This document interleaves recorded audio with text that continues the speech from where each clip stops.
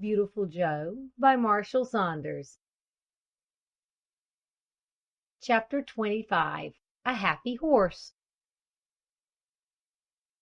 For a good while after I went to Dingley Farm, I was very shy of the horses, for I was afraid they might kick me, thinking that I was a bad dog like Bruno.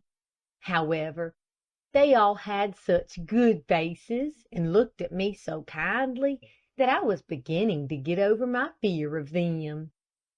Fleetfoot, Mr. Harry's colt, was my favorite, and one afternoon when Mr. Harry and Miss Laura were going out to see him, I followed them. Fleetfoot was amusing himself by rolling over and over on the grass under a tree, but when he saw Mr. Harry, he gave a shrill whinny, and running to him began nosing about his pockets.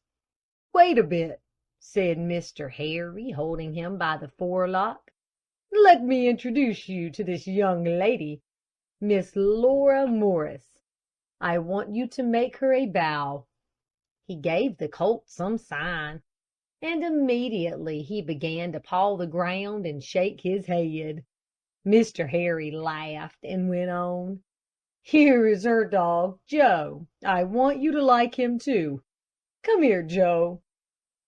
I was not at all afraid, for I knew Mr. Harry would not let him hurt me. So I stood in front of him, and for the first time had a good look at him. They called him the colt, but he was really a full-grown horse and had already been put to work.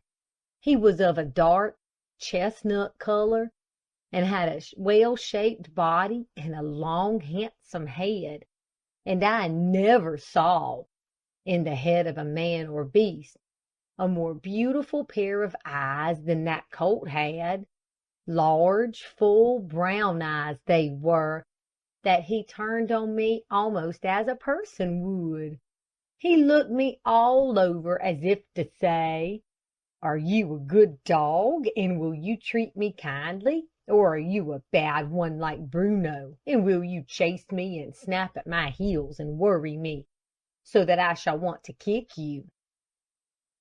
I looked at him very earnestly and wagged my body, and lifted myself on my hind legs toward him. He seemed pleased, and put down his nose to sniff at me, and then we were friends. Friends, and such good friends, for next to Jim and Billy, I have loved Fleetfoot.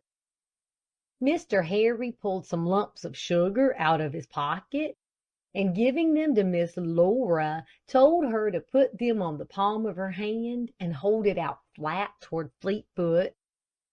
The colt ate the sugar, and all the time eyed her with his quiet, observing glance, that made her exclaim, "What a wise-looking colt!"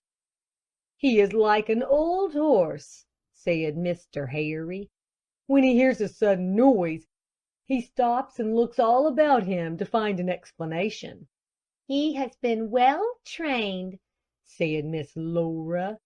"I have brought him up carefully," said Mr. Harry.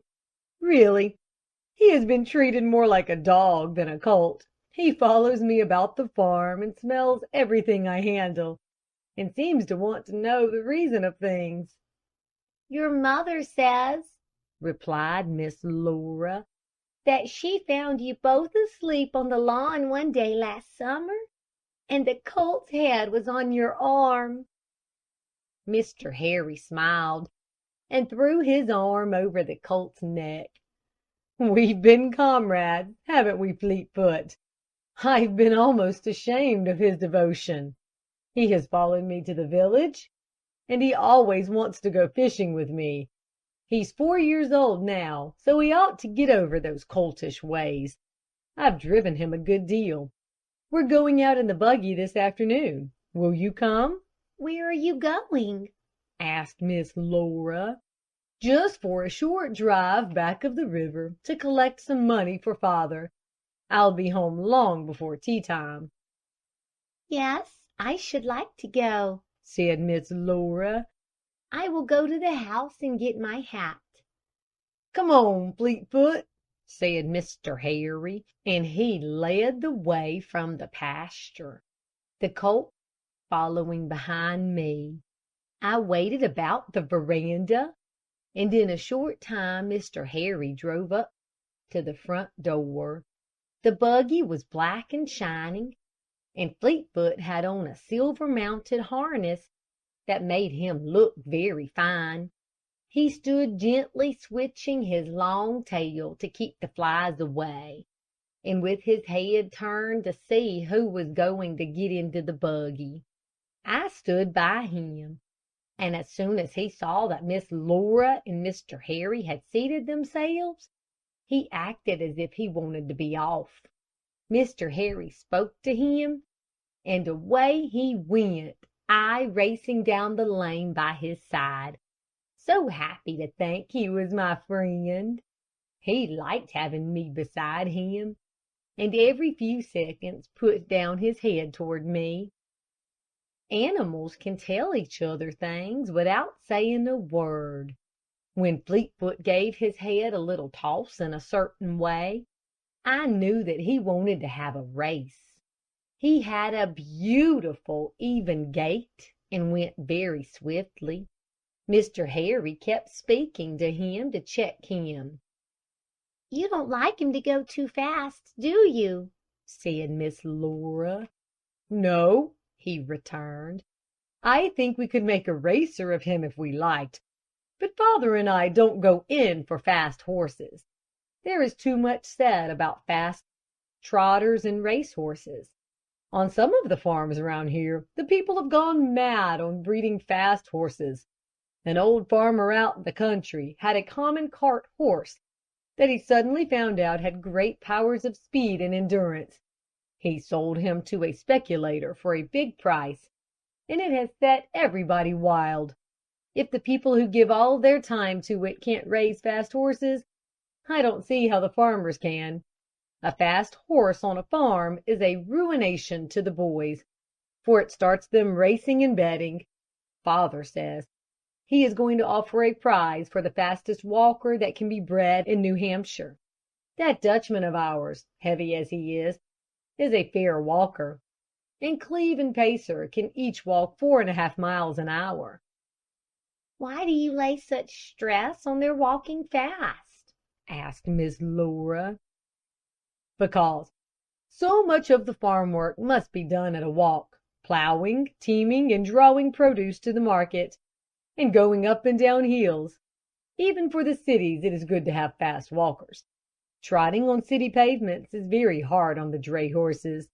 If they are allowed to go at a quick walk, their legs will keep strong much longer. It is shameful the way horses are used up in big cities. Our pavements are so bad that cab horses are used up in 3 years. In many ways, we are a great deal better off in this new country than the people in Europe, but we are not in respect of cab horses, for in London and Paris they last 5 years. I have seen horses drop down dead in New York just from hard usage. Poor brutes! There is a better time coming for them, though. When electricity is more fully developed, we'll see some wonderful changes. As it is, last year in different places, about 30,000 horses were released from those abominable horse cars by having electricity introduced on the roads. Well, Fleetfoot, do you want another spin? All right, my boy, go ahead." Away we went again along a bit of level road. Fleetfoot had no check rein on his beautiful neck, and when he trotted, he could hold his head in an easy, natural position. With his wonderful eyes and flowing mane and tail, and his glossy reddish-brown body, I thought he was the handsomest horse I had ever seen. He loved to go fast, and when Mr. Harry spoke to him to slow up again, he tossed his head with impatience. but he was too sweet-tempered to disobey. In all the years I have known Fleetfoot, I have never once seen him refuse to do as his master told him. You have forgotten your whip, haven't you, Harry? I heard Miss Laura say as we jogged slowly along, and I ran by the buggy panting and with my tongue hanging out. I never use one, said Mr. Harry. If I saw any man lay one on Fleetfoot, I'd knock him down. His voice was so severe that I glanced up into the buggy. He looked just as he did the day that he stretched Jenkins on the ground and gave him a beating. I am so glad you don't, said Miss Laura. You are like the Russians. Many of them control their horses by their voices and call them such pretty names. But you have to use a whip for some horses, don't you, Cousin Harry? Yes, Laura. There are many vicious horses that can't be controlled otherwise. And then, with many horses, one requires a whip in case of necessity for urging them forward. I suppose Fleetfoot never balks, said Miss Laura. No, replied Mr. Harry. Dutchman does sometimes, and we have two cures for him, both equally good. We take up a forefoot and strike his shoe 2 or 3 times with a stone. The operation always interests him greatly, and he usually starts. If he doesn't go for that, we pass a line around his forelegs at the knee joint, then go in front of him and draw on the line. Father won't let the men use a whip unless they are driven to it. Fleetfoot has had a happy life, hasn't he? said Miss Laura, looking admiringly at him. How did he get to like you so much, Harry? I broke him in after a fashion of my own.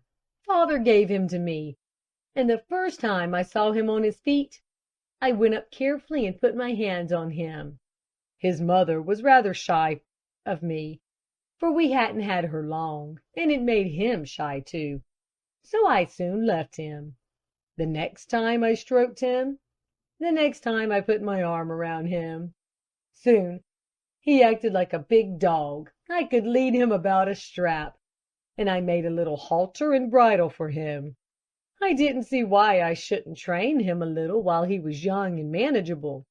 I think it is cruel to let colts run till one has to employ severity in mastering them. Of course, I did not let him do much work. Colts are like boys. A boy shouldn't do a man's work. But he had exercise every day, and I trained him to draw a light cart behind him.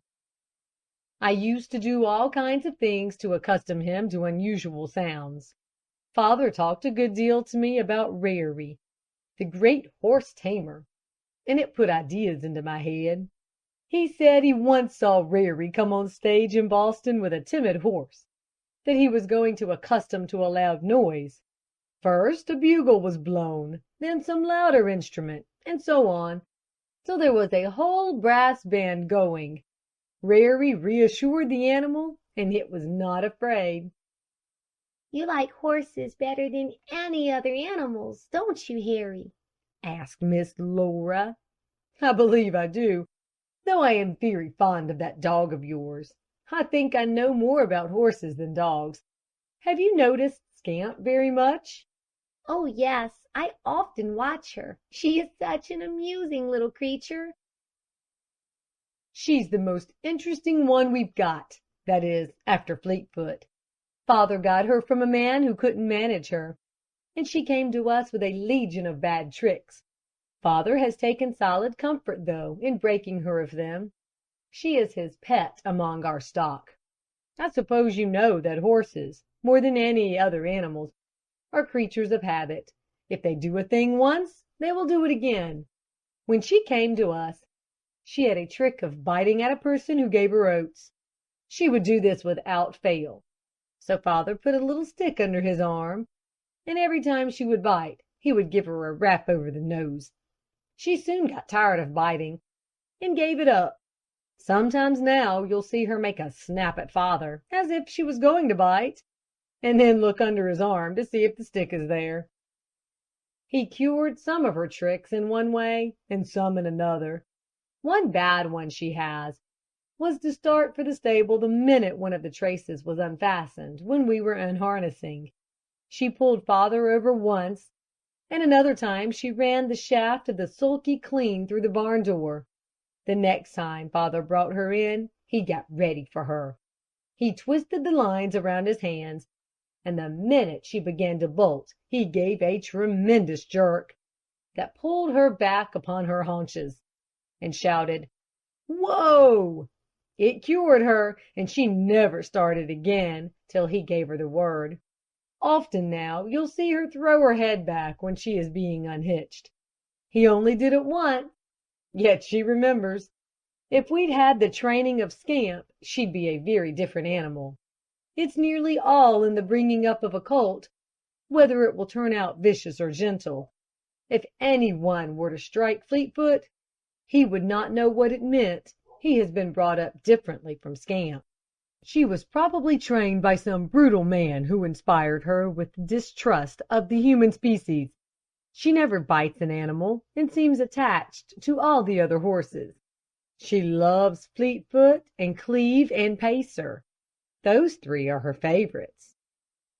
"I love to go for drives with Cleve and Pacer," said Miss Laura. "they are so steady and good.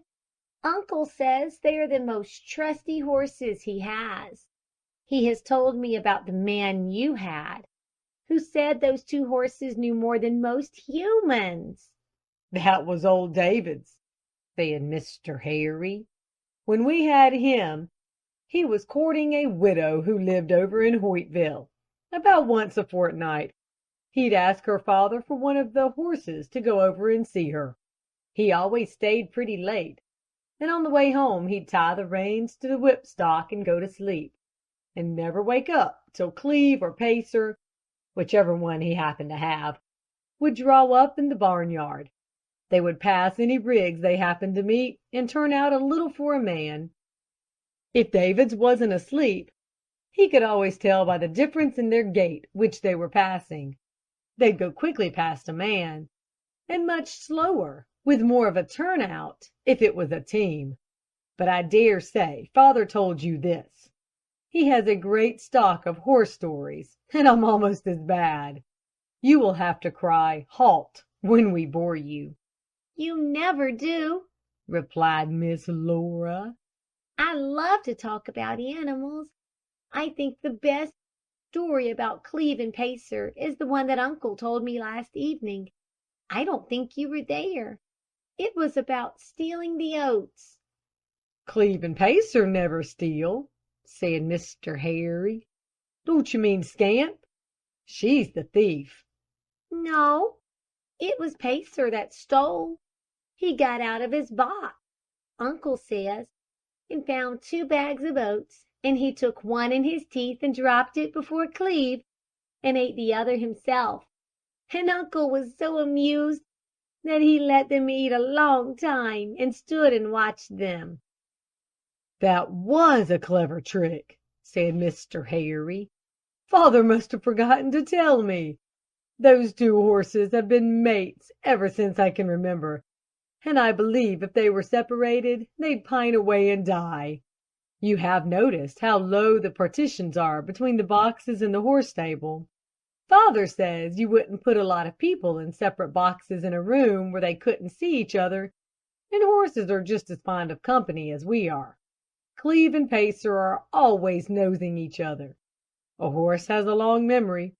Father has had horses recognize him that he has been parted from for 20 years.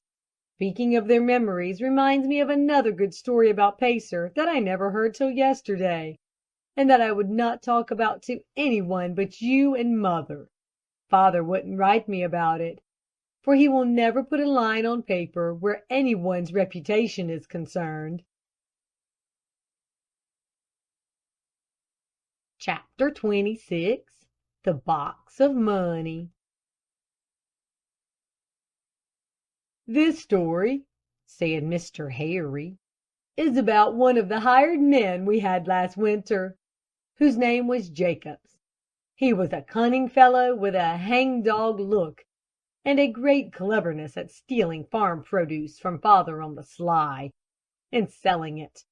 Father knew perfectly well what he was doing, and was wondering what would be the best way to deal with him, when one day something happened that brought matters to a climax. Father had to go to Sudbury for farming tools, and took Pacer in the cutter. There are two ways of going there, one the Sudbury road, and the other the old post road, which is longer and seldom used. On this occasion father took the post road. The snow wasn't deep, and he wanted to inquire after an old man who had been robbed and half frightened to death a few days before.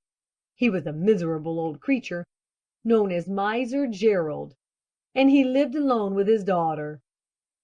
He had saved a little money that he kept in a box under his bed. When father got near the place, he was astonished to see by Pacer's actions that he had been on this road before, and recently too. Father is so sharp about horses that they never do a thing that he doesn't attach meaning to. So he let the reins hang a little loose and kept his eye on Pacer.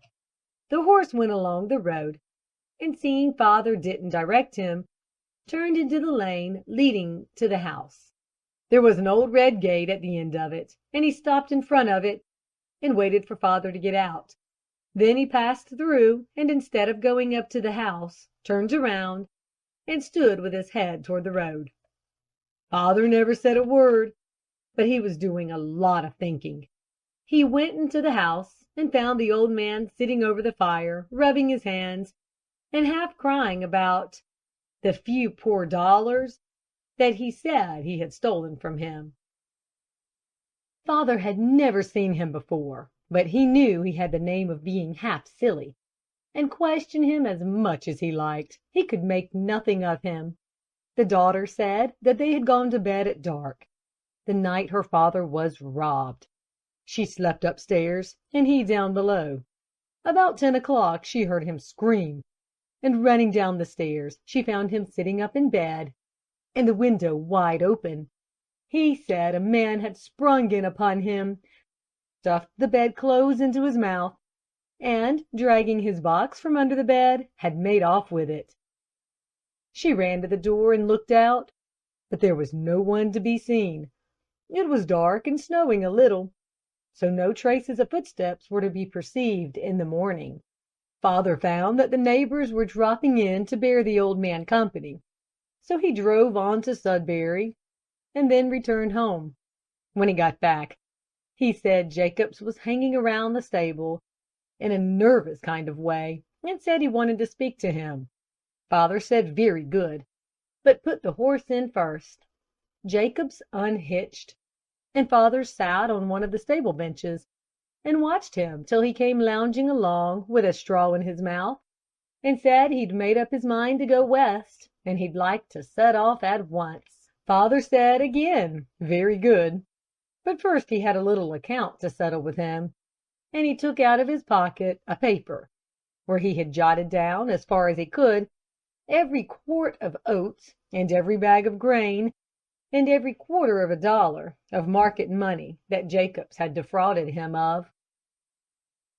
Father said the fellow turned all the colors of the rainbow, for he thought he had covered up his tracks so cleverly that he would never be found out. Then father said, "Sit down, Jacobs, for I have got to have a long talk with you." He had him there about an hour, and when he finished the fellow was completely broken down. Father told him there were just two courses in life for a young man to take, and he had gotten on the wrong one. He was a young, smart fellow, and if he turned around right now, there was a chance for him. If he didn't, there was nothing but the state's prison ahead of him, for he needn't think he was going to gull and cheat all the world and never be found out. Father said he'd give him all the help in his power, if he had his word that he'd try to be an honest man. Then he tore up the paper and said there was an end of his indebtedness to him. Jacobs is only a young fellow, 23 or thereabout, and father says he sobbed like a baby. Then, without looking at him, Father gave an account of his afternoon's drive, just as if he was talking to himself. He said that Pacer never to his knowledge had been on that road before, and yet he seemed perfectly familiar with it, and that he stopped and turned all ready to leave again quickly, instead of going up to the door, and how he looked over his shoulder and started on a run down the lane the minute Father's foot was in the cutter again. In the course of his remarks, Father mentioned the fact that on Monday, the evening that the robbery was committed, Jacobs had borrowed Pacer to go to the junction, but had come in with the horse steaming and looking as if he had been driven a much longer distance than that. Father said that when he got done, Jacobs had sunk down all in a heap on the stable floor with his hands over his face. Father left him to have it out with himself and went to the house. The next morning, Jacobs looked the same as usual and went about with the other men doing his work, but saying nothing about going west. Late in the afternoon, a farmer going by hailed Father and asked if he had heard the news. Old Miser Gerald's box had been left on his doorstep some time through the night, and he'd found it in the morning. The money was all there, but the old fellow was so cute that he wouldn't tell anyone how much it was. The neighbors had persuaded him to bank it, and he was coming to town the next morning with it, and that night some of them were going to help him mount guard over it. Father told the men at milking time, and he said Jacobs looked as unconscious as possible. However, from that day there was a change in him. He never told Father in so many words that he'd resolved to be an honest man, but his actions spoke for him. He had been a kind of sullen, unwilling fellow, but now he turned handy and obliging, and it was a real trial to Father to part with him. Miss Laura was intensely interested in this story. "Where is he now, Cousin Harry?" she asked eagerly. "What became of him?" Mr. Harry laughed in such an amusement that I stared up at him, and even Fleetfoot turned his head around to see what the joke was. We were going very slowly up a long, steep hill, and in the clear, still air we could hear every word spoken in the buggy. "The last part of the story is the best, to my mind," said Mr. Harry, "and as romantic as even a girl could desire.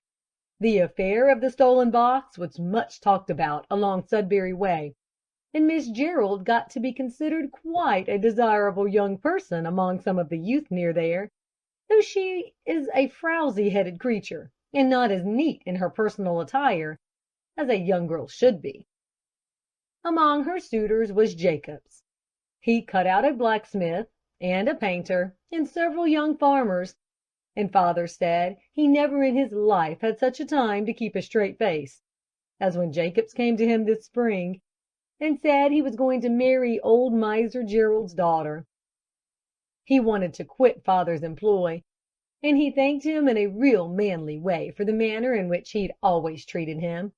Well, Jacobs left, and Mother says that Father would sit and speculate about him, as to whether he had fallen in love with Eliza Gerald, or whether he was determined to regain possession of the box, and was going to do it honestly, or whether he was sorry for having frightened the old man into a greater degree of imbecility, and was marrying the girl so that he could take care of him, or whether it was something else, and so on, and so on. He had a dozen theories, and then Mother says he would burst out laughing and say it was one of the cutest tricks he had ever heard of. In the end, Jacobs got married, and Father and Mother went to the wedding. Father gave the bridegroom a yoke of oxen, and Mother gave the bride a lot of household linen, and I believe they're as happy as the day is long. Jacobs makes his wife comb her hair, and he waits on the old man as if he was his son, and he is improving the farm that was going to rack and ruin, and I hear he is going to build a new house." "Harry," exclaimed Miss Laura, "can't you take me to see them?" "Yes, indeed. Mother often drives over to take them little things, and we'll go too, sometime. I'd like to see Jacobs myself, now that he is a decent fellow. Strange to say, though he hadn't the best of character, no one has ever suspected him of the robbery, and he's been cunning enough never to say a word about it. Father says Jacobs is like all the rest of us. There's a mixture of good and evil in him, and sometimes one predominates, and sometimes the other. But we must get on and not talk here all day. Get up, Fleetfoot." Where did you say we were going? asked Miss Laura as we crossed over the bridge to the river. "A little way back here in the woods," he replied. "There's an Englishman on a small clearing that he calls Penhollow. Father loaned him some money 3 years ago, and he won't pay either interest or principal." I think I've heard of him, said Miss Laura. Isn't he the man whom the boys call Lord Chesterfield? "The same one. He's a queer specimen of a man. Father has always stood up for him. He has a great liking for the English. He says we ought to be as ready to help an Englishman as an American, for we spring from common stock." "Oh, not Englishmen only," said Miss Laura warmly. "Chinamen and Negroes and everybody. There ought to be a brotherhood of nations, Harry." "Yes, Miss Enthusiasm, I suppose there ought to be." And looking up, I could see that Mr. Harry was gazing admiringly into his cousin's face. "Please tell me some more about the Englishman," said Miss Laura. "There isn't much to tell. He lives alone, only coming occasionally to the village for supplies. And though he is poorer than poverty, he despises every soul within a 10-mile radius of him, and looks upon us as no better than an order of thrifty, well-trained lower animals." "Why is that?" asked Miss Laura in surprise. "He is a gentleman, Laura, and we are only common people. My father can't hand a lady in and out of a carriage as Lord Chesterfield can, nor can he make so grand a bow, nor does he put on evening dress for a late dinner, and we never go to the opera nor to the theatre, and know nothing of polite society, nor can we tell exactly whom our great-great-grandfather sprang from. I tell you, there is a gulf between us and that Englishman, wider than the one young Curtius leaped into." Miss Laura was laughing merrily. "How funny that sounds, Harry. So he despises you." And she glanced at her good-looking cousin in his handsome buggy and well-kept horse, and then burst into another merry peal of laughter. Mr. Harry laughed too.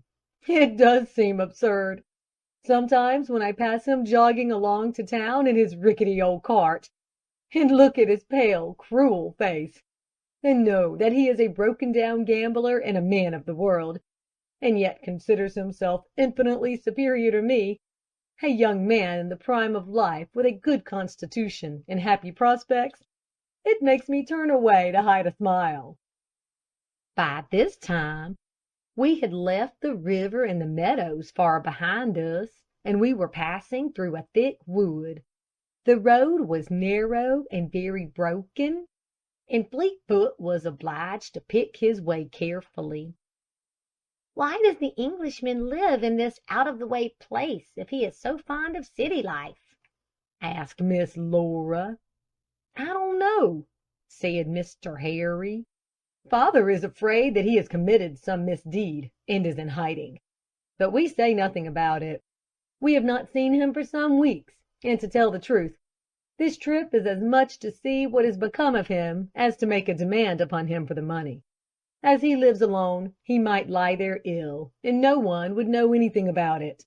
The last time that we knew of his coming to the village was to draw quite a sum of money from the bank. It annoyed father, for he said he might take some of it to pay his debts. I think his relatives in England supply him with funds. Here we are at the entrance to the mansion of Penhollow. I must get out and open the gate that will admit us to the winding avenue." We had arrived in front of some bars which were laid across an opening in the snake fence that ran along one side of the road. I sat down and looked about. It was a strange, lonely place. The trees almost met overhead, and it was very dim and quiet. The sun could only send little straggling beams through the branches. There was a muddy pool of water before the bars that Mr. Harry was letting down, and he got his feet wet in it. "Confound that Englishman!" he said, backing out of the water and wiping his boots on the grass. "He hasn't even the gumption enough to throw down a load of stone there. Drive in, Laura, and I'll put up the bars." Fleetfoot took us through the opening, and then Mr. Harry jumped into the buggy and took up the reins again. We had to go very slowly up a narrow, rough road. The bushes scratched and scraped against the buggy, and Mr. Harry looked very much annoyed. "No man liveth to himself," said Miss Laura softly. "This man's carelessness is giving you trouble. Why doesn't he cut these branches that overhang the road?" "He can't do it because his abominable laziness won't let him," said Mr. Harry. "I'd like to be behind him for a week, and I'd make him step a little faster. We have arrived at last, thank goodness." There was a small grass clearing in the midst of the woods. Chips and bits of wood were littered about, and across the clearing was a roughly built house of unpainted boards. The front door was propped open by a stick. Some of the panes of glass in the windows were broken, and the whole house had a melancholy, dilapidated look. I thought that I had never seen such a sad-looking place. "It seems as if there was no one about," said Mr. Harry, with a puzzled face. "Barron must be away. Will you hold Fleetfoot, Laura, while I go in and see?" He drew the buggy up near a small log building that had evidently been used for a stable, and I lay down beside it and watched Miss Laura.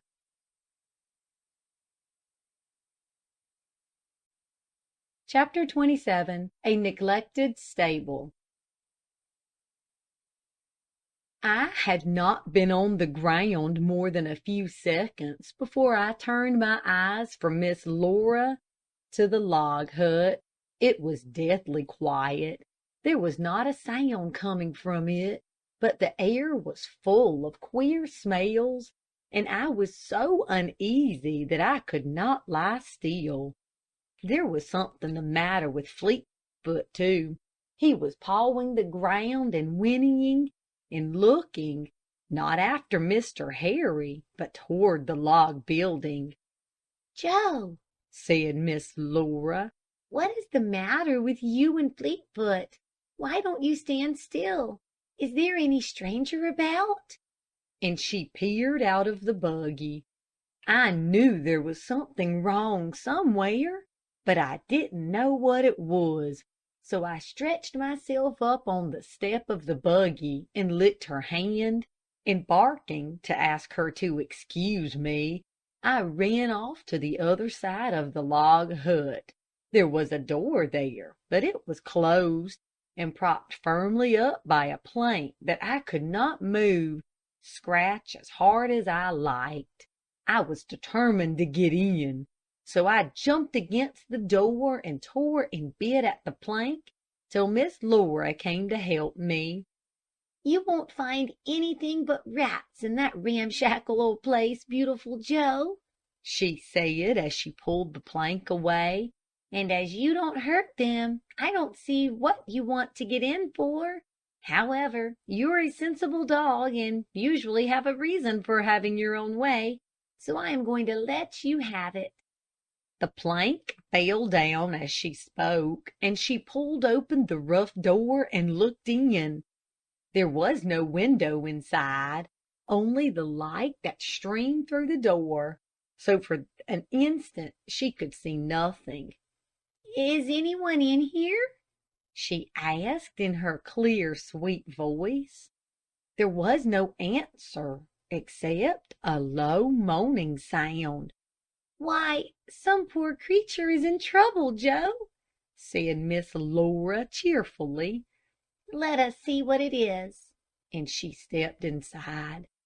I shall never forget seeing my dear Laura going into that wet and filthy log house, holding up her white dress in her hands, her face a picture of pain and horror.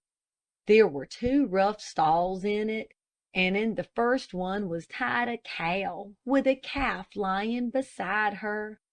I could never have believed, if I had not seen it with my own eyes, that an animal could get so thin as that cow was. Her backbone rose up high and sharp, her hip bones stuck way out, and all her body seemed shrunken in. There were sores on her sides, and the smell from her stall was terrible.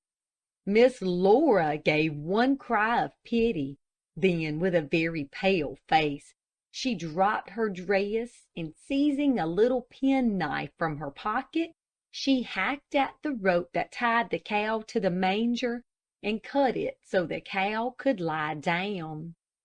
The first thing the poor cow did was to lick her calf, but it was quite dead. I used to think Jenkins' cows were thin enough, but he never had one that looked like this. Her head was like the head of a skeleton, and her eyes had such a famished look that I turned away, sick at heart, to think she had suffered so. When the cow lay down, the moaning noise stopped, for she had been making it. Miss Laura ran outdoors, snatched a handful of grass, and took it in to her. The cow ate it gratefully, but slowly, for her strength seemed all gone. Miss Laura then went into the other stall to see if there was any creature there. There had been a horse. There was now a lean, gaunt-looking animal lying on the ground that seemed as if he was dead. There was a heavy rope knotted round his neck and fastened to his empty rack. Miss Laura stepped carefully between his feet, cut the rope, and going outside the stall, spoke kindly to him. He moved his ears slightly, raised his head, tried to get up, fell back again, tried again, and succeeded in staggering outdoors after Miss Laura, who kept encouraging him, and then he fell down on the grass. Fleetfoot stared at the miserable-looking creature as if he did not know what it was. The horse had no sores on his body as the cow had, nor was he quite so lean, but he was the weakest, most distressed-looking animal that I ever saw. The flies settled on him, and Miss Laura had to keep driving them away. He was a white horse with some kind of pale-colored eyes, and whenever he turned them on Miss Laura, she would look away. She did not cry, as she often did over the sick and suffering animals. This seemed too bad for tears. She just hovered over that poor horse with her face as white as her dress, and an expression of fright in her eyes. Oh, how dirty he was! I would never have imagined that a horse could get in such a condition. All this had only taken a few minutes, and just after she got the horse out, Mr. Harry appeared. He came out of the house with a slow step that quickened to a run when he saw Miss Laura. "Laura!" he exclaimed, "what are you doing?" Then he stopped and looked at the horse, not in amazement, but very sorrowfully. "Barron is gone," he said, and crumpling up a piece of paper, he put it in his pocket. "What is to be done for these animals? There is a cow, isn't there?" He stepped to the door of the log hut, glanced in, and said quickly, "Do you feel able to drive home?" "Yes," said Miss Laura. "You sure?" And he eyed her anxiously. Yes, yes, she returned. What shall I get? "Just tell father that Barron has run away and left a starving pig, cow, and horse. There's not a thing to eat here. He'll know what to do. I'll drive you to the road." Miss Laura got into the buggy, and Mr. Harry jumped in after her. He drove her to the road and put down the bars. Then he said, "Go straight on. You'll be on the open road, and there's nothing to harm you. Joe will look after you. Meanwhile, I'll go back to the house and heat some water." Miss Laura let Fleetfoot go as fast as he liked on the way home, and it seemed only minutes before we drove into the yard. Adele came to meet us. "Where's Uncle?" asked Miss Laura. "Gone to the big meadow," said Adele. "And Auntie?"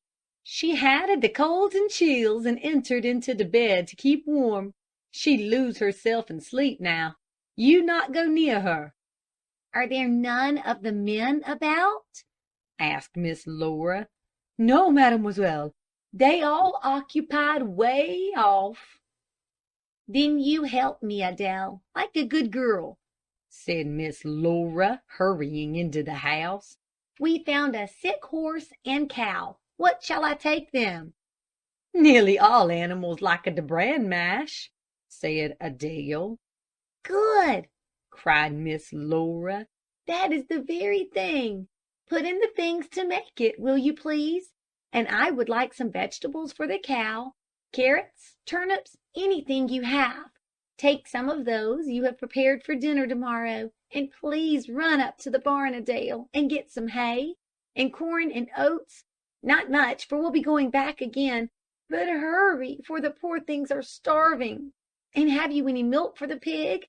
Put it in one of those tin kettles with covers." For a few minutes Miss Laura and Adele flew about the kitchen. Then we set off again. Miss Laura took me in the buggy, for I was out of breath and wheezing greatly. I had to sit on the seat beside her, for the bottom of the buggy and the back were full of eatables for the poor sick animals.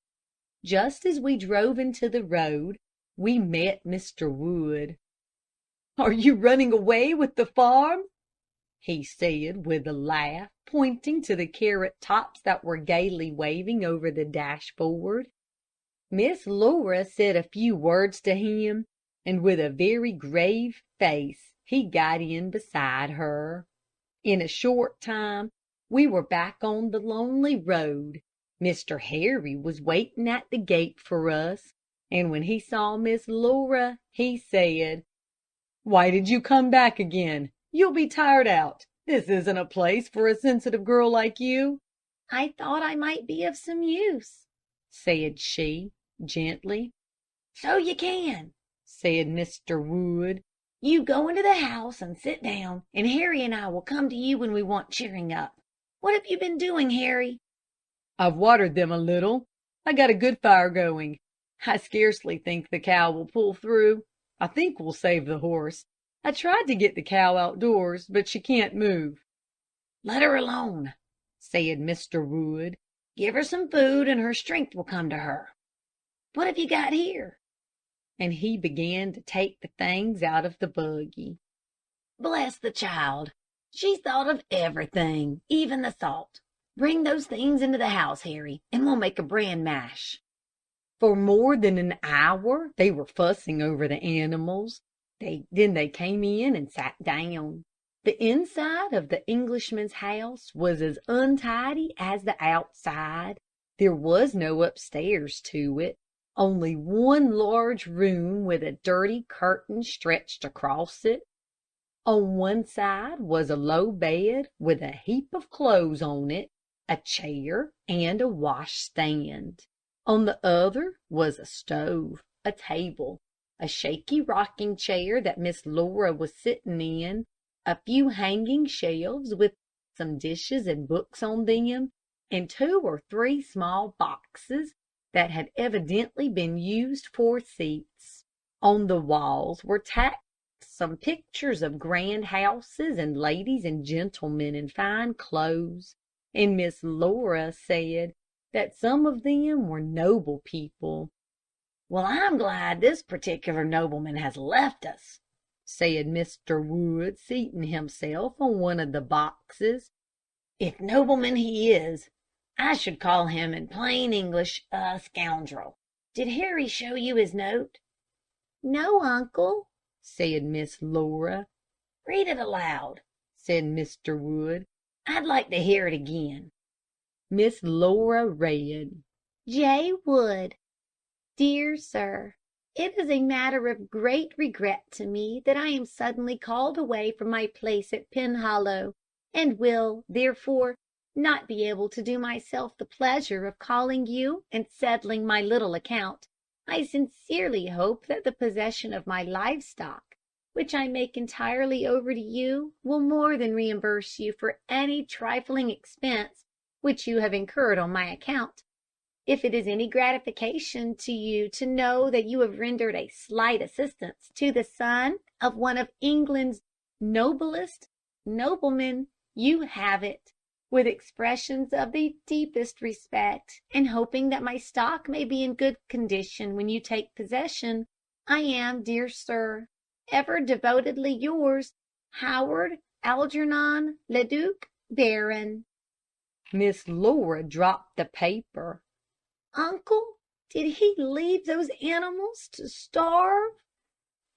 "Didn't you notice," said Mr. Wood grimly, "that there wasn't a wisp of hay inside that shanty, and that where the poor beasts were tied up, the wood was gnawed and bitten by them in their torture for food?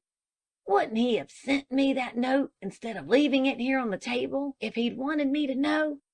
The note isn't dated, but I judge he's been gone 5 or 6 days.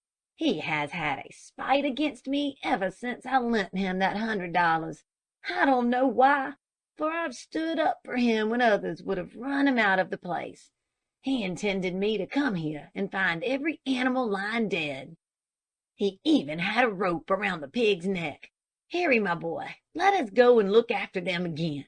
I love a dumb brute too well to let it suffer. But in this case, I'd give $200 more if I could make them live, and have Barron know it."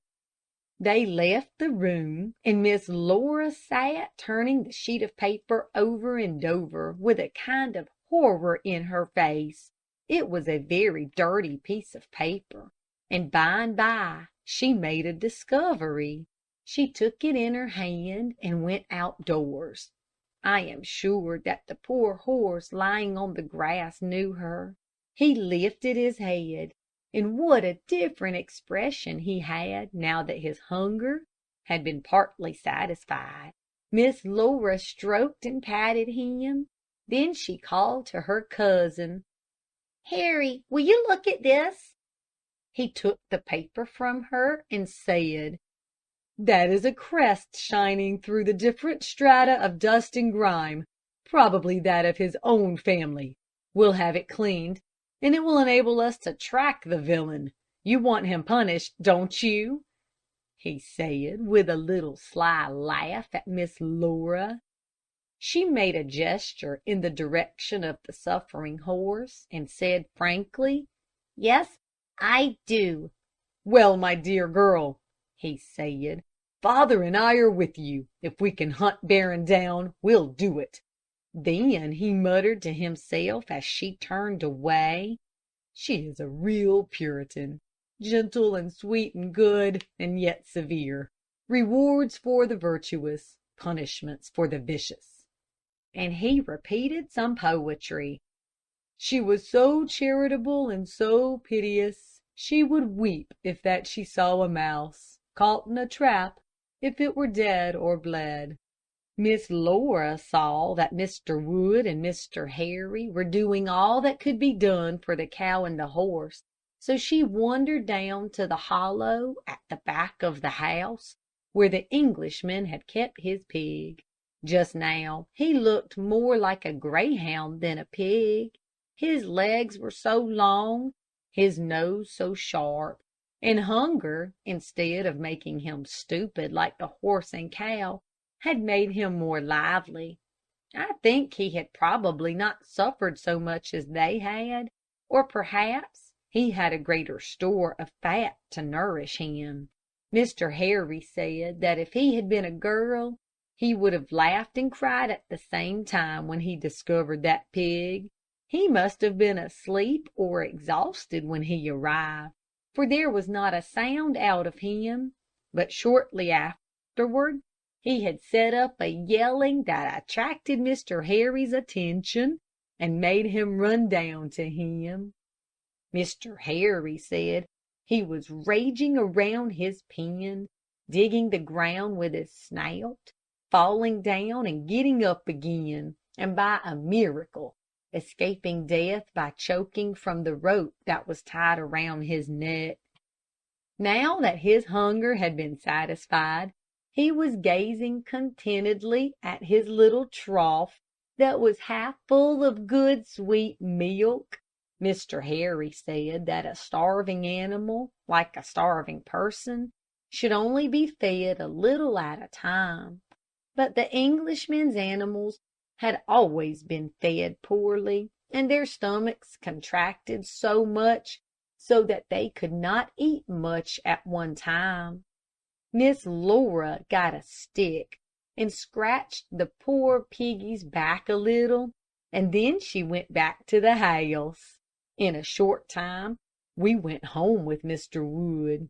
Mr. Harry was going to stay all night with the sick animals, and his mother would send him things to make him comfortable.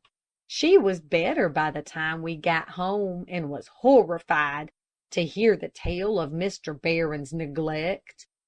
Later in the evening, she sent one of the men over with a whole box full of things for her darling boy, and nice, hot tea done up for him in a covered dish. When the man came home, he said that Mr. Harry would not sleep in the Englishman's dirty house, but had slung a hammock out under the trees. However, he would not be able to sleep much, for he had his lantern by his side, all ready to jump up and attend to the horse and cow. It was a very lonely place for him out there in the woods, and his mother said she would be glad when the sick animals could be driven to their own farm. Chapter 28. The End of the Englishman. In a few days, thanks to Mr. Harry's constant care, the horse and the cow were able to walk. It was a mournful procession that came into the yard at Dingley Farm. The hollow-eyed horse and lean cow and funny little thin pig staggering along in such a shaky fashion. Their hoofs were diseased and had partly rotted away, so that they could not walk straight. Though it was only a mile or two from Penhollow to Dingley Farm, they were tired out, and dropped down exhausted on their comfortable beds. Miss Laura was so delighted to think they had all lived that she did not know what to do. Her eyes were bright and shining, and she went from one to another with such a happy face. The queer little pig that Mr. Harry had christened Daddy Longlegs had been washed, and he lay on his heap of straw in the corner of his neat little pen, and surveyed his clean trough and abundance of food with the air of a prince. Why, he would be clean and dry here, and all his life he had been used to dirty, damp Penhollow, with the trees hanging over him, and his little feet in a mass of filth and dead leaves. Happy little pig! His ugly eyes seemed to blink and gleam with gratitude, and he knew Miss Laura and Mr. Harry as well as I did. His tiny tail was curled so tight that it was almost in a knot. Mr. Wood said that was a sign that he was healthy and happy, and that when poor Daddy was at Penhollow, He had noticed that his tail hung as limp and as loose as the tail of a rat. He came over and leaned over the pen with Miss Laura and had a little talk with her about pigs. He said they were by no means the stupid animals that some people considered them. He had had pigs that were as clever as dogs. One little black pig that he had once sold to a man away back in the country had found its way home through the woods, across the river, up hill and down dale, and he'd been taken to the place with a bag over his head. Mr. Wood said that he kept that pig because he knew so much. He said the most knowing pigs he ever saw were Canadian pigs. One time he was having a trip on a sailing vessel, and it anchored in a long, narrow harbor in Canada, where the tide came in with a front 4 or 5 feet high, called the Bore. There was a village opposite the place where the ship was anchored, and every day at low tide a number of pigs came down to look for shellfish. Sometimes they went out for half a mile over the mud flats, but always a few minutes before the tide came rushing in, they turned and hurried to the shore. Their instincts warned them that if they stayed any longer, they would be drowned. Mr. Wood had a number of pigs, and after a while Daddy was put in with them, and a fine time he had of it making friends with the other little grunters. They were often let out in the pasture or orchard, and when they were there, I could always single out Daddy from among them, because he was the smartest. Though he had been brought up in such a miserable way, he soon learned to take very good care of himself at Dingley Farm, and it was amusing to see him, when a storm was coming on, running about in a state of great excitement, carrying little bundles of straw in his mouth to make himself a bed. He was a white pig, and was always kept very clean. Mr. Wood said that it is wrong to keep pigs dirty. They like to be clean as well as other animals, and if they were kept so, human beings would not get so many diseases from eating their flesh. The cow, poor unhappy creature, never, as long as she lived on Dingley Farm, lost a strange, melancholy look from her eyes. I have heard it said that animals forget past unhappiness, and perhaps some of them do. I know I have never forgotten my one miserable year with Jenkins, and I have been a sober, thoughtful dog in consequence of it, and not playful like some dogs who have never known what it is to be really unhappy. It always seemed to me that the Englishman's cow was thinking of her poor dead calf, starved to death by her cruel master. She got well herself, and came and went with the other cows, seemingly as happy as they. But often, when I watched her standing and chewing her cud, and looking away in the distance, I could see a difference between her face and the faces of the cows that had always been happy on Dingley Farm. Even the farm hands called her Old Melancholy, and soon she got to be known by that name, or Mel for short. Until she got well, she was put into a cow stable, where Mr. Wood's cows all stood at night upon raised platforms of earth covered over with straw litter, and she was tied with a Dutch halter, so that she could lie down and go to sleep when she wanted to. When she got well, she was put out to pasture with the other cows. The horse they named Scrub, because he could never be, under any circumstance, anything but a broken down, plain looking animal.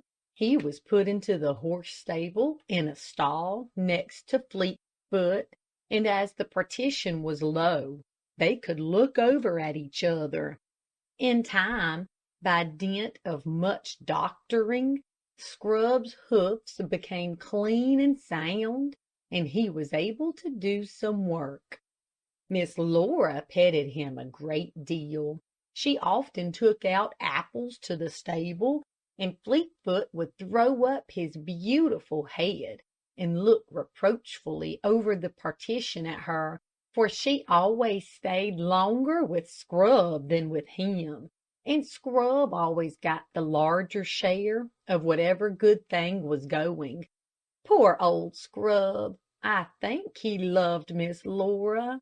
He was a stupid sort of a horse, and always acted as if he was blind. He would run his nose up and down the front of her dress, nip at the buttons, and be very happy if he could get a bit of her watch chain between his strong teeth. If he was in the field, he never seemed to know her till she was right under his pale-colored eyes. Then he would be delighted to see her. He was not blind, though, for Mr. Wood said he was not. He said he had probably not been an overbright horse to start with, and had been made more dull by cruel usage. As for the Englishman, the master of these animals, a very strange thing happened to him. He came to a terrible end, but for a long time no one knew anything about it.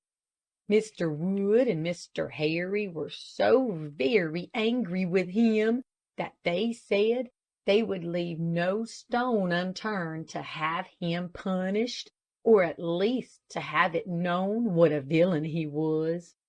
They sent the paper with the crest on it to Boston. Some people there wrote to England and found out that it was the crest of a noble and highly esteemed family, and some earl was at the head of it. They were all honorable people in this family, except one man, a nephew, not a son, of the late earl. He was the black sheep of them all. As a young man, he had led a wild and wicked life, and had ended by forging the name of one of his friends, so that he was obliged to leave England and take refuge in America. By the description of this man, Mr. Wood knew that he must be Mr. Barron, so he wrote to these English people and told them what a wicked thing their relative had done in leaving his animals to starve. In a short time, he got an answer from them, which was, at the same time, very proud and very touching. It came from Mr. Barron's cousin, and he said quite frankly that he knew his relative was a man of evil habits, but it seemed as if nothing could be done to reform him. His family was accustomed to send a quarterly allowance to him on condition that he led a quiet life in some retired place, but their last remittance to him was lying unclaimed in Boston, and they thought he must be dead. Could Mr. Wood tell them anything about him? Mr. Wood looked very thoughtful when he got this letter. Then he said, Harry, how long is it since Barron ran away? "About 8 weeks," said Mr. Harry. That's strange, said Mr. Wood. The money these English people sent him would get to Boston just a few days after he left here. He is not the man to leave it long unclaimed. Something must have happened to him. Where do you suppose he would go from Penhollow? "I have no idea, sir," said Mr. Harry. And how would he go? said Mr. Wood. He did not leave Riverdale Station because he would have been spotted by some of his creditors. "Perhaps he would cut through the woods to the junction," said Mr. Harry. Just what he would do, said Mr. Wood, slapping his knee. I'll be driving over there tomorrow to see Thompson. I'll make inquiries. Mr. Harry spoke to his father the next night when he came home, and asked him if he had found out anything. "Only this," said Mr. Wood. "There's no one answering to Barron's description who has left Riverdale Junction within a 12-month. He must have struck some other station. We'll let him go. The Lord looks out for fellows like that." "We will look out for him if he ever comes back to Riverdale," said Mr. Harry quietly. All through the village and in the country it was known what a dastardly trick the Englishman had played, and he would have been roughly handled if he dared return. Months passed away, and nothing was heard of him. Late in the autumn, after Miss Laura and I had gone back to Fairport, Mrs. Wood wrote her about the end of the Englishman. Some Riverdale lads were beating about the woods looking for lost cattle, and in their wanderings came to an old stone quarry that had been disused for years. On one side there was a smooth wall of rock many feet deep. On the other, the ground and rock were broken away, and it was quite easy to get into it. They found that by some means or other, one of their cows had fallen into this deep pit over the steep side of the quarry. Of course, the poor creature was dead, but the boys, out of curiosity, resolved to go down and look at her. They clambered down, found the cow, and, to their horror and amazement, discovered near by the skeleton of a man. There was a heavy walking stick by his side, which they recognized as the one that the Englishman had carried. He was a drinking man, and perhaps he had taken something that he thought would strengthen him for his morning's walk, but which had, on the contrary, bewildered him and made him lose his way and fall into the quarry. Or he might have started before daybreak, and in the darkness have slipped and fallen down this steep wall of rock. One leg was doubled under him, and if he had not been instantly killed by the fall, he must have been so disabled that he could not move. In that lonely place, he would call for help in vain, so he may have perished by the terrible death of starvation, the death he had thought to mete out to his suffering animals. Mrs. Wood said that there never was a sermon preached in Riverdale that had the effect that the death of this wicked man had, and it reminded her of a verse in the Bible. "He made a pit and he digged it, and has fallen into the ditch which he made." Mrs. Wood said that her husband had written about the finding of Mr. Barron's body to his English relatives, and had received a letter from them in which they seemed relieved to hear that he was dead. They thanked Mr. Wood for his plain speaking in telling them of their relative's misdeeds, and said that from all they knew of Mr. Barron's past conduct, his influence would be for evil and not for good in any place that he chose to live in. They were having their money sent from Boston to Mr. Wood, and they wished him to expend it in the way he thought best fitted to counteract the evil effects of their namesake's doing in Riverdale. When this money came, it amounted to some hundreds of dollars.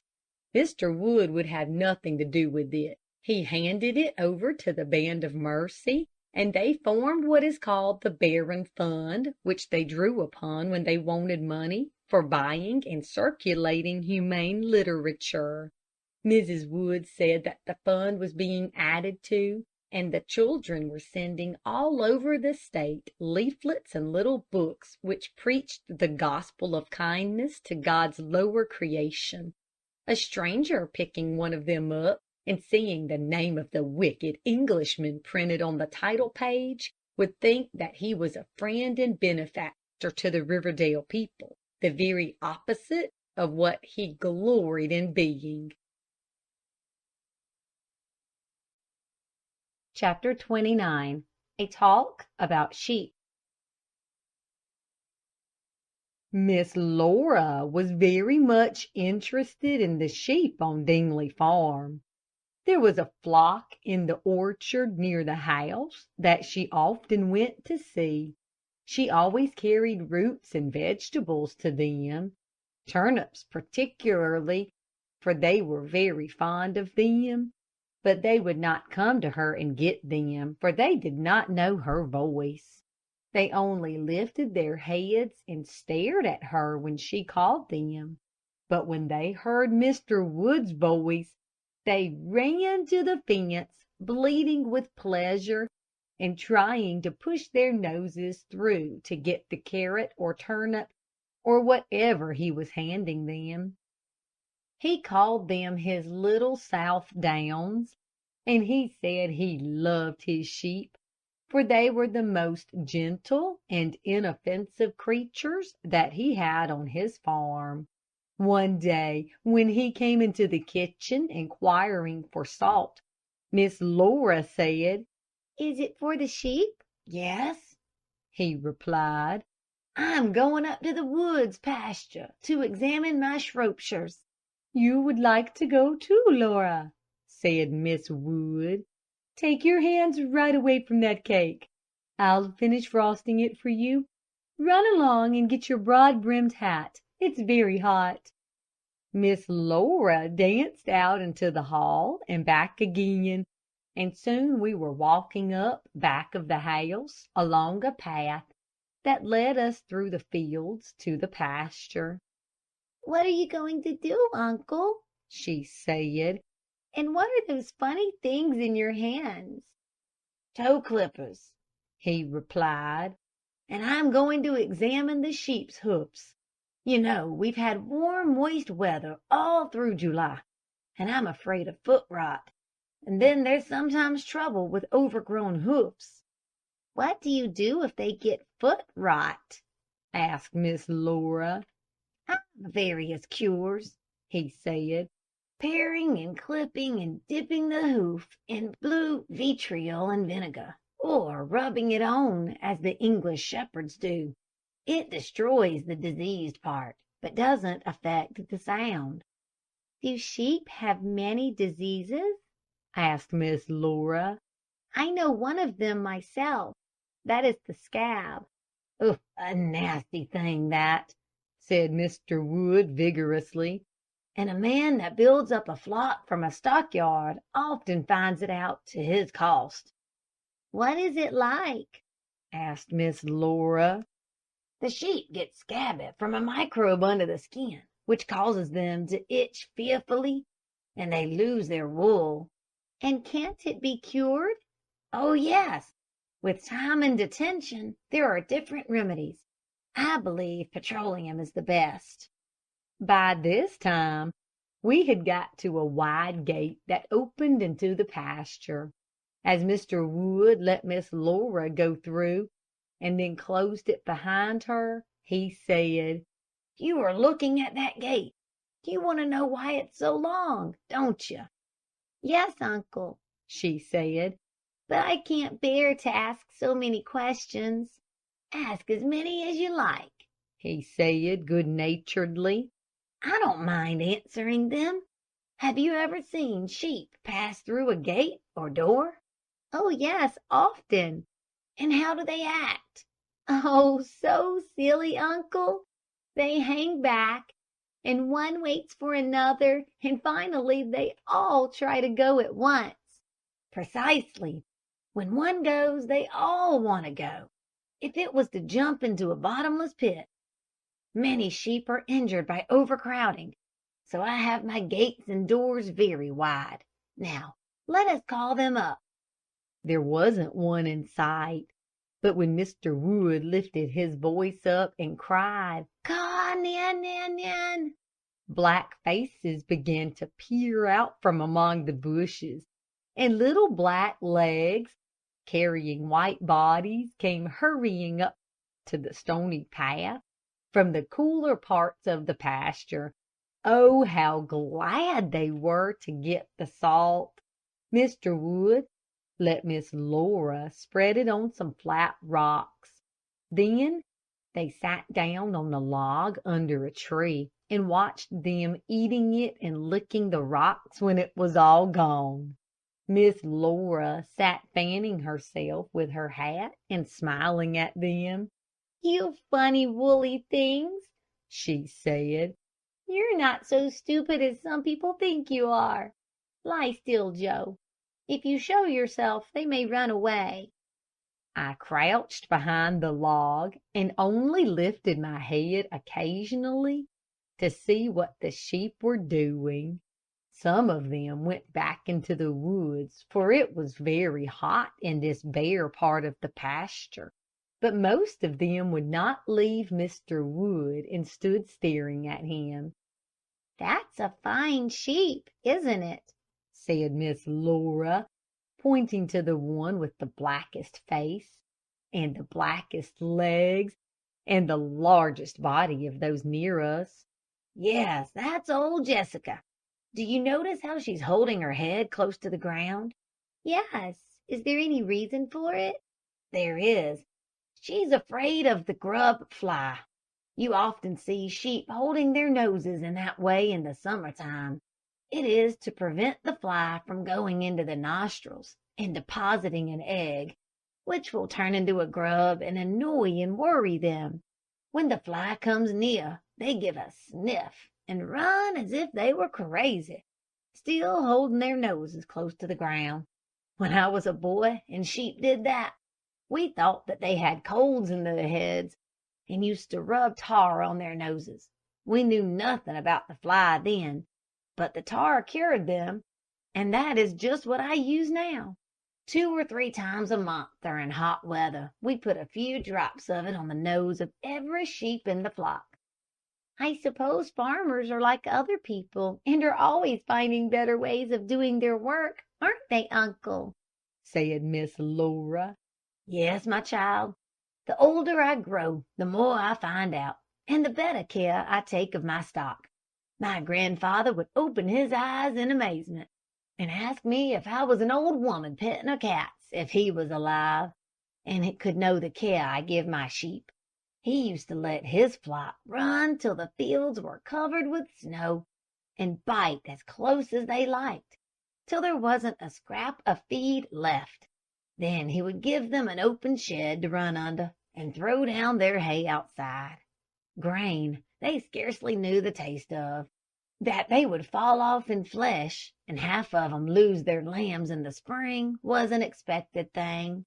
He would say I had them kennelled if he could see my big closed sheds, with the sunny windows that my flock spend the winter in. I even house them during the bad fall storms. They can run out again. Indeed, I like to get 'em in, and have a snack of dry food to break them into it. They are in and out of those sheds all winter. You must go in, Laura, and see the self-feeding racks. On bright winter days they get a run in the cornfields. Cold doesn't hurt sheep. It's the heavy rain that soaks their fleeces. With my way, I seldom lose a sheep, and they're the most profitable stock I have. If I could not keep them, I think I'd give up farming. Last year my lambs netted me $8 each. The fleeces of the ewes average 8 pounds and sell for $2 each. That's something to brag of in these days, when so many are giving up the sheep industry." "How many sheep have you, Uncle?" asked Miss Laura. "Only 50 now. 25 here and 25 down below in the orchard. I've been selling a good many this spring." "These sheep are larger than those in the orchard, aren't they?" said Miss Laura. "Yeah, I keep a few Southdowns for their fine quality. I don't make as much on them as I do on these Shropshires. For an all-around sheep, I like the Shropshire. It's good for mutton, for wool, and for rearing lambs. There's a great demand for mutton nowadays, all through our eastern cities. People want more and more of it, and it has to be tender and juicy and finely flavored, so a person has to be particular about the feed the sheep get." Don't you hate to have these creatures killed that you have raised and tended so carefully?" said Miss Laura with a little shudder. "I do," said her uncle, "but never an animal goes off my place that I don't know just how it's going to be put to death. None of your sending sheep to market with their legs tied together and jammed in a cart, and sweating and suffering for me. They've got to go standing comfortably on their legs, or go not at all. And I'm going to know the butcher that kills my animals that have been petted like children. I said to Davidson over there in Hoytville, if I thought you would herd my sheep and lambs and calves together, and take them one by one in sight of the rest, and stick your knife into them or stun them, and have the others lowing and bleating and crying in their misery, this is the last consignment you would ever get from me," he said. "Wood, I don't like my business, but on the word of an honest man, my butchering is done as well as it can be. Come and see for yourself." He took me to his slaughter-house, and though I didn't stay long, I saw enough to convince me that he spoke the truth. He has different pens and sheds, and the killing is done as quietly as possible.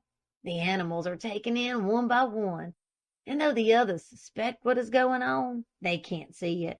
"These sheep are a long way from the house," said Miss Laura. "Don't the dogs that you were telling me about attack them?" "No, for since I had that brush with Wyndham's dog, I've trained them to go and come with the cows. It's a queer thing, but cows that will run from a dog when they are alone will fight him if he meddles with their calves or the sheep. There's not a dog around that would dare to come into this pasture, for he knows the cows would be after him with lowered horns and a business look in their eyes. The sheep in the orchard are safe enough, for they're near the house, and if a strange dog came around, Joe would settle him, wouldn't you, Joe?" And Mr. Wood looked behind the log at me. I got up and put my head on his arm, and he went on. "By and by the Southdowns will be changed up here, and the Shropshires will go down to the orchard. I like to keep one flock under my fruit trees. You know, there's an old proverb, 'The sheep has a golden hoof.' They save me the trouble of plowing. I haven't plowed my orchard in 10 years, and don't expect to plow it for 10 years more. Then your Aunt Hattie's hens are so obliging that they keep me from the worry of finding ticks at shearing time. All the year round I let them run among the sheep, and they nab every tick they see." "How closely sheep bite!" exclaimed Miss Laura, pointing to one that was nibbling almost at his master's feet. "Very close, and they eat a good many things that cows don't relish, bitter weeds and briars and shrubs, and the young ferns that come up in the spring." "I wish I could get hold of one of those dear little lambs," said Miss Laura. "See that sweet little Blackie back in the alders? Could you not coax him up?" "He wouldn't come up here," said her uncle kindly, "but I'll try to get him for you." He rose, and after several efforts succeeded in capturing the black-faced creature and bringing him up to the log. He was very shy of Miss Laura, but Mr. Wood held him firmly and let her stroke his head as much as she liked. "You call him little," said Mr. Wood. "If you put your arm around him, you'll find he's a pretty substantial lamb. He was born in March. This is the last of July. He'll be shorn the middle of next month, and think he's quite grown up. Poor little animal. He had quite a struggle for life. The sheep were turned out to pasture in April. They can't bear confinement as well as the cows, and as they bite closer, they can be turned out earlier and get on well by having good rations of corn in addition to the grass, which is thin and poor so early in the spring. This young creature was running by his mother's side rather a weak-legged, poor specimen of a lamb. Every night the flock was put under shelter, for the ground was cold, and though the sheep might not suffer from lying outdoors, the lambs would get chilled. One night this fellow's mother got astray, and as being neglected to make the count, she wasn't missed. I'm always anxious about my lambs in the spring, and often get up in the night to look after them. That night I went out about 2 o'clock. I took it into my head, for some reason or other, to count them. I found a sheep and a lamb missing. I took my lantern and Bruno, who was some good at tracking sheep, and started out. Bruno barked and I called, and the foolish creature came to me, the little lamb staggering after her. I wrapped the lamb in my coat, took it to the house, made a fire, and heated some milk. Your Aunt Hattie heard me and got up. She won't let me give brandy, even to a dumb beast, so I put some ground ginger in, which is just as good, in the milk, and forced it down the lamb's throat. Then we wrapped an old blanket round him and put him near the stove, and the next evening he was ready to go back to his mother. I petted him all through April, and gave him extras, different kinds of meal, till I found out what suited him best. Now he does me the credit." "Dear little lamb," said Miss Laura, patting him. "How can you tell him from the others, Uncle?" "I know all the faces, Laura. A flock of sheep is just like a crowd of people. They all have different expressions, and they all have different dispositions." "They all look alike to me," said Miss Laura. "I dare say. You are not accustomed to them. Do you know how to tell a sheep's age?" "No, Uncle." "Here, open your mouth, Cosset," he said to the lamb that he still held. "At 1 year, they have 2 teeth in the center of the jaw. They get 2 teeth more every year up to 5 years. Then we say they have a full mouth. After that, you can't tell their age exactly by the teeth. Now run back to your mother." And he let the lamb go. "Do they always know their own mothers?" asked Miss Laura. "Usually. Sometimes a ewe will not own her lamb. In that case, we tie them up in a separate stall till she recognizes it. Do you see that sheep over there by the blueberry bushes, the one with the very pointed ears?" "Yes, Uncle," said Miss Laura. "That lamb by her side is not her own. Hers died, and we took its fleece and wrapped it around a twin lamb that we took from another ewe and gave it to her. She soon adopted it. Now come this way and I'll show you our movable feeding troughs." He got up from the log, and Miss Laura followed him to the fence. "These big troughs are for the sheep," said Mr. Wood, "and those shallow ones in the enclosure are for the lambs. See, there's just enough room for them to get under the fence. You should see the small creatures rush to them whenever we appear with their oats and wheat, or bran, or whatever we are going to give them. If we are going to the butcher, they get corn meal and oil meal. Whatever it is, they eat it up clean. I don't believe in cramming animals. I feed them as much as is good for them, and not any more. Now you go sit down over there behind those bushes with Joe, and I'll attend to business." Miss Laura found a shady place, and I curled myself up beside her. We sat there a long time, but we did not get tired, for it was amusing to watch the sheep and the lambs. After a while, Mr. Wood came and sat down beside us. He talked some more about sheep raising, and then said, "You may stay here longer if you like, but I must get down to the house. The work must be done if the weather is hot." "What are you going to do now?" asked Miss Laura, jumping up. "Oh, more sheep business. I've set out some young trees in the orchard, and unless I get chicken wire around them, My sheep will be barking them for me.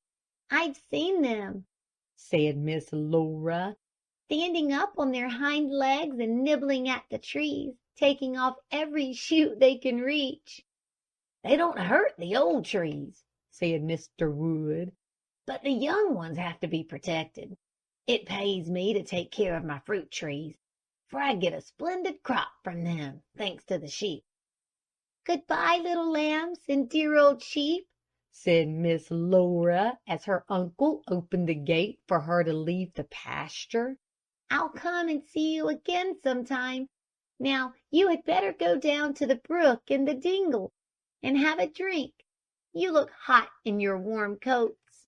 "You mastered one detail of sheep keeping," said Mr. Wood, as he slowly walked along beside his niece. "To raise healthy sheep, one must have pure water where they can get to it whenever they like.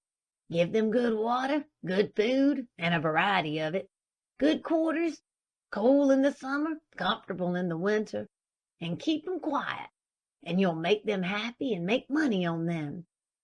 "I think I'd like sheep raising," said Miss Laura. "Won't you have me for your flock mistress, uncle?" He laughed and said he thought not, for she would cry every time any of her charge were sent to the butcher. After this, Miss Laura and I often went up to the pasture to see the sheep and the lambs. We used to get into a shady place where they could not see us, and watch them. One day I got a great surprise about the sheep. I had heard so much about their meekness that I never dreamed that they would fight, but it turned out that they did, and they went about it in such a businesslike way that I could not help smiling at them. I suppose that, like most other animals, they had a spice of wickedness in them. On this day, a quarrel arose between two sheep, but instead of running at each other like two dogs, they went a long distance apart, and then came rushing at each other with lowered heads. Their object seemed to be to break each other's skull, but Miss Laura soon stopped them by calling out and frightening them apart. I thought that the lambs were more interesting than the sheep. Sometimes they fed quietly by their mother's side, and at other times they all huddled together on the top of some flat rock or in a bare place, and seemed to be talking to each other with their heads close together. Suddenly one would jump down and start for the bushes or the other side of the pasture. They would all follow pell-mell. Then in a few minutes they would come rushing back again. It was pretty to see them playing together and having a good time before the sorrowful day of their death came. Chapter 30. A Jealous Ox. Mr. Wood had a dozen calves that he was raising, and Miss Laura sometimes went up to the stable to see them. Each calf was in a crib, and it was fed with milk. They had gentle, patient faces and beautiful eyes, and looked very meek as they stood quietly gazing about them or sucking away at their milk. They reminded me of big, gentle dogs. I never got a very good look at them in their cribs, but one day when they were old enough to be let out, I went up with Miss Laura to the yard where they were kept. Such queer, ungainly, large-boned creatures they were, and such a good time they were having, running and jumping and throwing up their heels. Mrs. Wood was with us, and she said that it was not good for calves to be closely penned after they got to be a few weeks old. They were better for getting out and having a frolic. She stood beside Miss Laura for a long time, watching the calves, and laughing a great deal at their awkward gambols. They wanted to play, but they did not seem to know how to use their limbs. They were lean calves, and Miss Laura asked her aunt why all the nice milk they had taken had not made them fat. "The fat will come all in good time," said Mrs. Wood. "A fat calf makes a poor cow, and a fat, small calf isn't profitable to fit for sending to the butcher. It's better to have a bony one and fatten it. If you come here next summer, you'll see a fine show of young cattle, with fat sides, and big open horns, and a good coat of hair.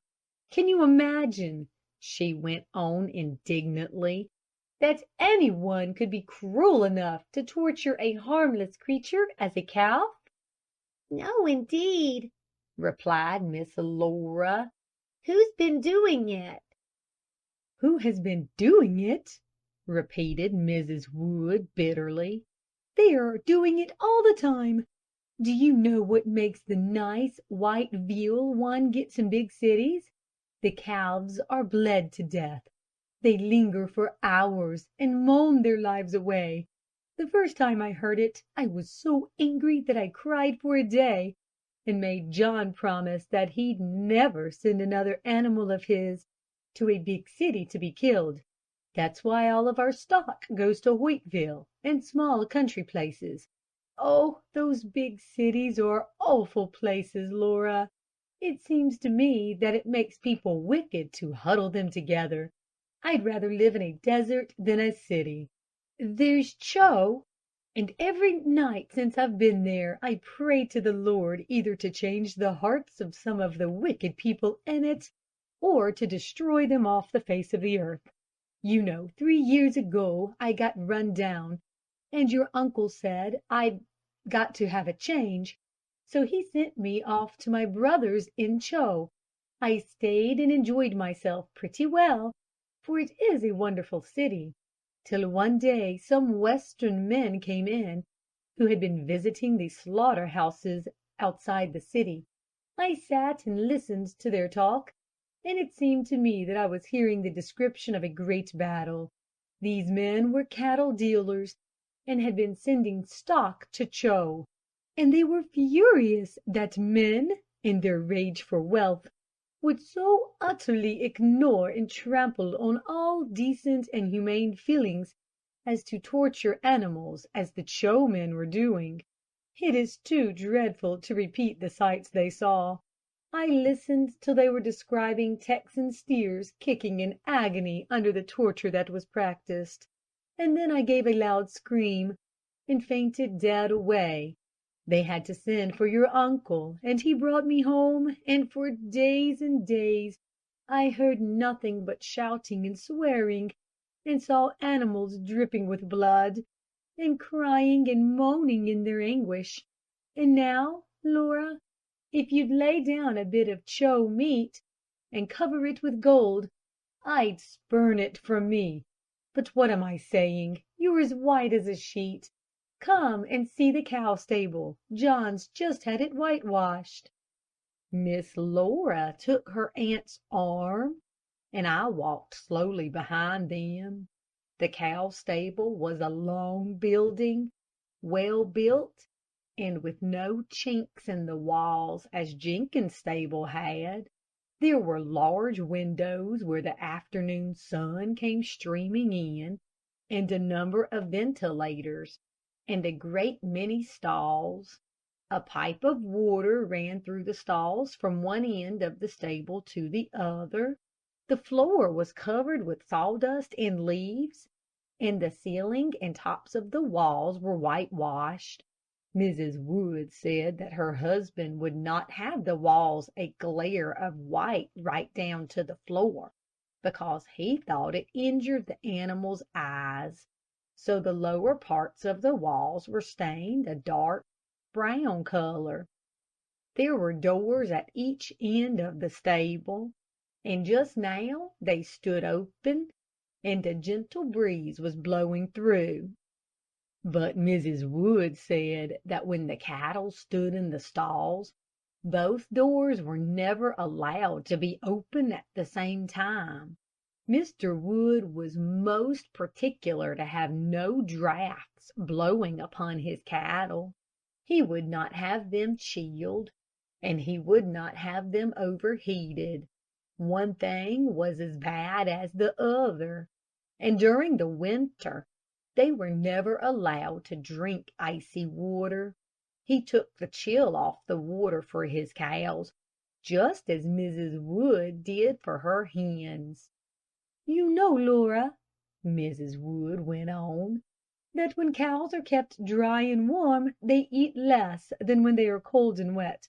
They are so warm-blooded that if they are cold, they have to eat a great deal to keep up the heat of their bodies. So it pays better to house and feed them well. They like quiet, too. I never knew that till I married your uncle. On our farm, the boys always shouted and screamed at the cows when they were driving them, and sometimes they made them run. They're never allowed to do that here. I have noticed how quiet this farm seems, said Miss Laura. You have so many men about, and yet there is so little noise. Your uncle whistles a great deal, said Mrs. Wood. Have you noticed that? He whistles when he's out about his work, and then he has a calling whistle that nearly all of the animals know, and the men run when they hear it. You'd see every cow in this stable turn its head if he whistled in a certain way outside. He says that he got into the way of doing it when he was a boy and went for his father's cows. He trained them so that he'd just stand in the pasture and whistle, and they'd come to him. I believe the first thing that inclined me to him was his clear, happy whistle. I'd hear him from our house away down on the road, jogging along with his cart or driving in his buggy. He says there is no need of screaming at any animal. It only frightens and angers them. They will mind much better if you speak clearly and distinctly. He says there is only one thing an animal hates more than to be shouted at, and that's to be crept on, to have a person sneak up and to startle it. John says many a man is kicked because he comes up to his horse like a thief. A startled animal's first instinct is to defend itself. A dog will spring at you, and a horse will let his heels fly. John always speaks or whistles to let the stock know when he's approaching. Where is Uncle this afternoon? asked Miss Laura. Oh, up to his eyes in hay. He's even got one of the oxen harnessed to a hay cart. I wonder whether it's Duke, said Miss Laura. Yes, it is. I saw the star on his forehead, replied Mrs. Wood. I don't know when I have laughed at anything as much as I did at him the other day, said Miss Laura. Uncle asked me if I had ever heard of such a thing as a jealous ox, and I said no. He said, "Come to the barnyard and I'll show you one." The oxen were both there, Duke with his broad face, and Bright, so much sharper and more intelligent looking. Duke was drinking at the trough there, and Uncle said, "Just look at him. Isn't he a great, fat, self-satisfied creature? And doesn't he look as if he thought the world owed him a living and he ought to get it?" Then he got the card and went up to Bright and began scratching him. Duke lifted his head from the trough and stared at Uncle, who paid no attention to him, but went right on carding Bright and stroking and petting him. Duke looked so angry. He left the trough, and with the water dripping from his lips, went up to Uncle and gave him a push with his horns. Still Uncle took no notice, and Duke almost pushed him over. Then Uncle left off petting Bright and turned to him. He said Duke would have treated him roughly if he hadn't. I never saw a creature look as satisfied as Duke did when Uncle began to card him. Bright didn't seem to care, and only gazed calmly at them.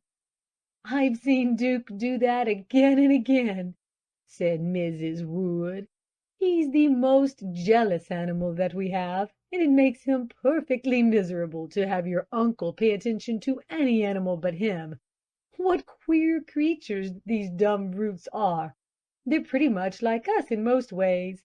They're jealous and resentful, and they can love or hate equally well, and forgive too, for that matter, and suffer. How they can suffer! And so patiently too. Where is the human being that would put up with the tortures that animals endure, and yet come out so patient?" Nowhere, said Miss Laura in a low voice. we couldn't do it. "And there doesn't seem to be an animal," Mrs. Wood went on, "no matter how ugly and repulsive it is, but what has some lovable qualities. I have just been reading about some sewer rats. Louise Michel's rats." Who is she? asked Miss Laura. "A celebrated Frenchwoman, my dear child. The priestess of pity and vengeance, Mr. Stead calls her. You are too young to know about her, but I remember reading of her in 1872, during the Commune troubles in France. She is an anarchist, and she used to wear a uniform, and shoulder a rifle, and help to build barricades. She was arrested and sent as a convict to one of the French penal colonies. She has a most wonderful love for animals in her heart, and when she went home she took 4 cats with her. She was put into prison again in France, and took the cats with her. Rats came about her cell, and she petted them, and taught her cats to be kind to them. Before she got the cats thoroughly drilled, one of them bit a rat's paw. Louise nursed the rat till it got well, then let it down by a string from her window. It went back to its sewer, and, I suppose, told the other rats how kind Louise had been to it, for after that they came to her cell without fear. Mother rats brought their young ones and placed them at her feet, as if to ask her for protection for them. The most remarkable thing about them was their affection for each other. Young rats would chew the crusts thrown to an old toothless rat, so that they might more easily eat them, and if a young rat dared help itself before an old one, the others punished it. That sounds very interesting, Auntie, said Miss Laura. Where did you read it? I have just got the magazine, said Mrs. Wood. You shall have it as soon as you come into the house. I love to be with you, dear Auntie, said Miss Laura, putting her arm affectionately around her as they stood in the doorway, because you understand me when I talk about animals. I can't explain it, went on my dear young mistress, laying her hand on her heart. The feeling I have here for them. I just love a dumb creature, and I want to stop and talk to every one I see. Sometimes I worry poor Bessie Drury, and I'm so sorry, but I can't help it. She says, "What makes you so silly, Laura?" Miss Laura was standing just where the sunlight shone through her light brown hair and made her face all in a glow. I thought she looked more beautiful than I had ever seen her before, and I think Miss Wood thought the same thing. She turned around and put both hands on Miss Laura's shoulders. "Laura," she said earnestly, "there are enough cold hearts in the world. Don't you ever stifle a warm or tender feeling toward a dumb creature. That is your chief attraction, my child. Your love for everything that breathes and moves. Tear out the selfishness from your heart, if there is any there, but let the love and pity stay. And now let me talk a little more to you about the cows. I want to interest you in dairy matters. This stable is new since you were here, and we've made a number of improvements. Do you see those bits of rock salt in each stall? They are for the cows to lick whenever they want to. Now come here and I'll show you what we call the Black Hole." It was a tiny stable off the main one, and it was very dark and cool. "Is this a place of punishment?" asked Miss Laura in surprise. Mrs. Wood laughed heartily. "No, no, a place of pleasure. Sometimes when the flies are very bad, and the cows are brought into the yard to be milked, and a fresh swarm settles on them, they are nearly frantic, and though they are the best cows in New Hampshire, they will kick a little. When they do, those that are the worst are brought in here to be milked where there are no flies. The others have big strips of cotton laid over their backs and tied under them, and the men brush their legs with tansy tea or water with a little carbolic acid in it. That keeps the flies away, and the cows know just as well that it is done for their comfort, and stand quietly till the milking is over. I must ask John to have their night dresses put on sometimes for you to see. Harry calls them sheeted ghosts, and they do look queer enough, standing all round the barnyard robed in white."